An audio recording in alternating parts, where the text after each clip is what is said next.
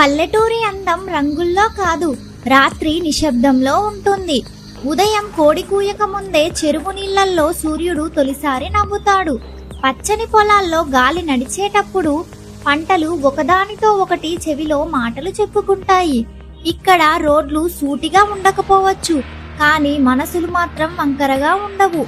ముసలి చెట్ల నీడలో ఎన్నో కథలు దాగి ఉంటాయి.